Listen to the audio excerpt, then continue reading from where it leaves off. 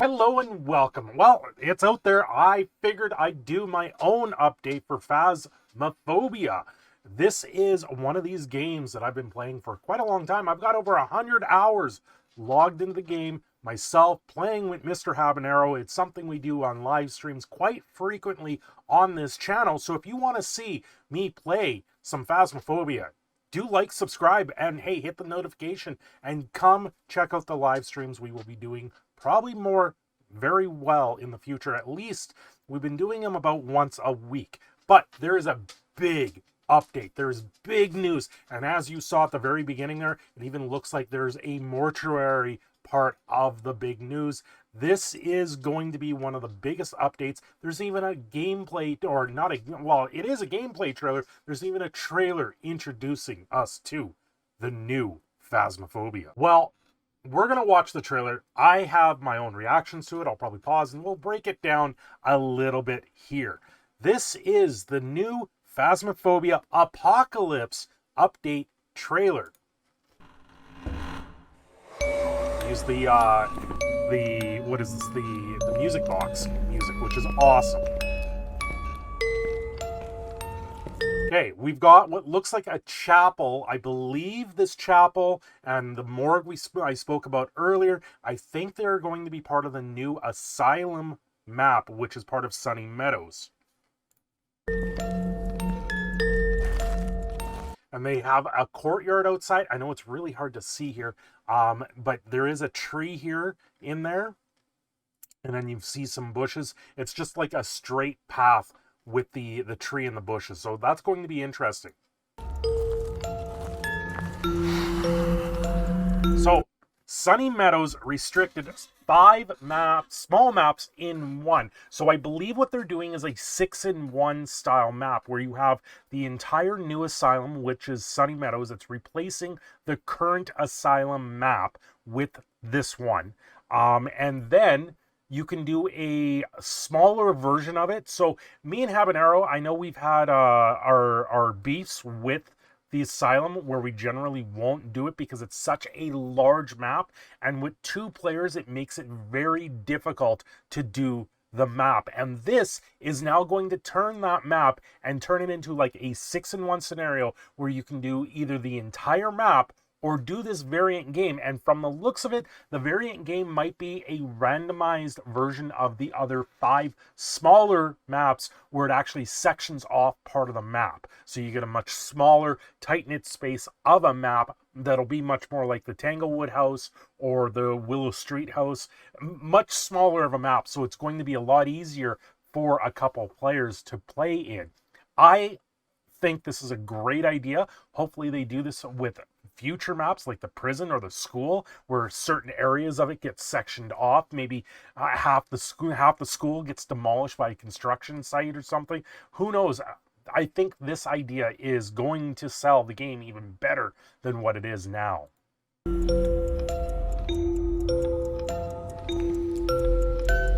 Yeah, you can see there was the boarded up part there. Well, let's see if I can back that up just a frame. Right, you can see the boarded up part there, and that's kind of what I'm talking about. They're going to board up certain areas of the map, so it just becomes the smaller map.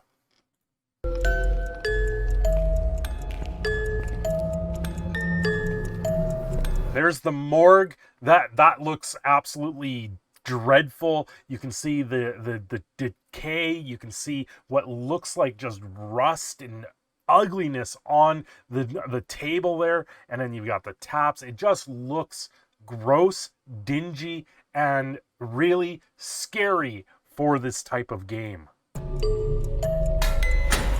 The new lever, I'm not like, this is going to be a new lever system. I don't know if this is only going to be on like the bigger maps like the school and the asylum. It makes more sense in that area, but if you go into the houses and you have this lever, I think it's going to take away a little bit of the aspect. I liked the board because it was more of what you would find on those maps, where if they turn it to a lever like this on those boards, I think it's going to take away from the aesthetic of the house maps in particular. Maybe on like the Grafton, the farmhouses, and especially maybe with the campsite. There's also an update with the campsite map. So they're adding in a feature where you can create your own game within the game. So you can do no sanity, you can do never draining sanity, you can do no sprinting, you can do all of these extra little things in the game. Also, with the create your own difficulty, you can see here we have right up here is the voodoo doll. You can see the summoning circle here and the Ouija board. You can play with all 6 cursed items, meaning we can start playing a game that has the terror cards in every game. We might do that one night as a challenge for Habanero, because we all know what he likes to see, and that's terror cards every time. You can see here the menu on the custom difficulty. There's a reward multiplier down there, so depending on what you do, we'll have this reward multiplier. Some of these you can shut off, like losing your items, but it also will shut off your rewards. So there is a give and take with the custom difficulty, and I think because of that give and take with the custom difficulty, it's not going to ruin the game in the aspect in that sense. You can get to a point where you would love to play the game, but now if you want the rewards, you've got to start stepping up your game a little bit more. But to get times 7, times 10, that shows you how much more we can really get out of this. I think Nightmare Mode almost times your rewards by 2. To get the rewards like times 7 or even up to times 10 will be insane, and it's a quicker way to gather stuff, but it's going to be much more harder.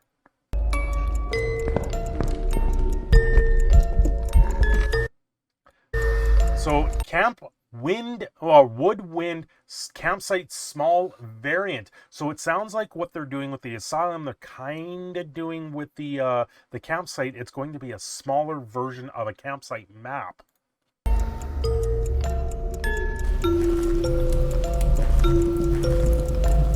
So you can see there, I like those couple screenshots that we see there are smaller, and there's stuff that we don't see in the current campsite map. The campsite map has its own issues, I find, in the game. There's a little bit of bugginess. Some people don't load it very well because of what to me seems like too many assets have been used on that map.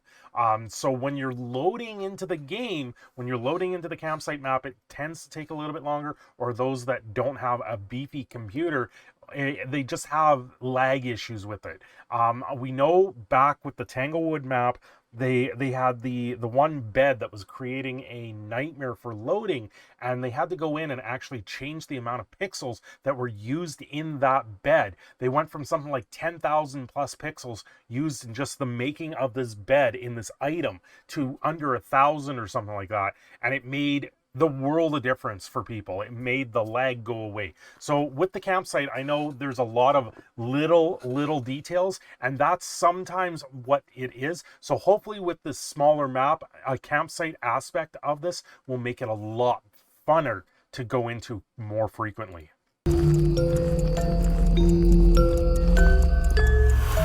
New main menu, new lobby room, new shop. I'm going to slow this down here a little bit. Just because this will start flying. Equipment loadouts, ghost adjustment, ID cards, collectibles in the game. We know they did the Easter event where you had to go around and collect all the Easter eggs at one point, and you would eat them and it make the chocolate sound. So they're adding real collectibles to the game. We've also got the potato that's on, I believe it's Tanglewood map in the kitchen. So they're adding more things you can actually collect and unlock. A report system. I'm guessing the report system is going to be their bug report system. The new fuse box, that's where I'm up in the air. I like the current fuse box on some of the maps, but on bigger ones like the asylum, it would make more sense if it's a bigger fuse box. Player stats. You're going to be able to see how many times you've died, how many ghosts you've defeated, how many, hopefully it gets very detailed, and you can say, well, you won against this type of ghost this many times. It'll give you ghost stats also, hopefully. Interactables, new sounds. There is a kicker coming out with the with everything where it's horror 2.0, so they're adding in new scare sounds, new things to be moved around. I'm excited for this. Phasmophobia Apocalypse. If you guys want to go see this trailer for yourself, I will link this in the description of this. Go check it out. I think everyone is going to be pleasantly surprised with this trailer. And this comes out not too far off, a couple weeks, Tuesday, 27th of September, 12 BST, which I believe is a UK time. So very, very, very soon we will get to see this. Well, what are your thoughts? Are we going to get a great game, a great update to this game? And hopefully this is a step towards them bringing it out of early access. There's only a couple, I think 3 more updates on their roadmap, and then I think it comes out of early access. This game is moving forward. It is sold so much. There's so many people involved in this game and so many people that just love to play it. And I am one of them, and I am very excited for this new update because it's going to rework a bunch of stuff. There's also hidden stuff that haven't been shown in the trailer, so I cannot personally wait to see this game when it launches on September 27th. This new update is going to make and change everything. Hey, if you like the content here, don't forget to like and subscribe. And also, if you want to support the content here and hop onto the Patreon on the membership, those links are down below. I would really appreciate it. And every time you do, you get added to the end scroll.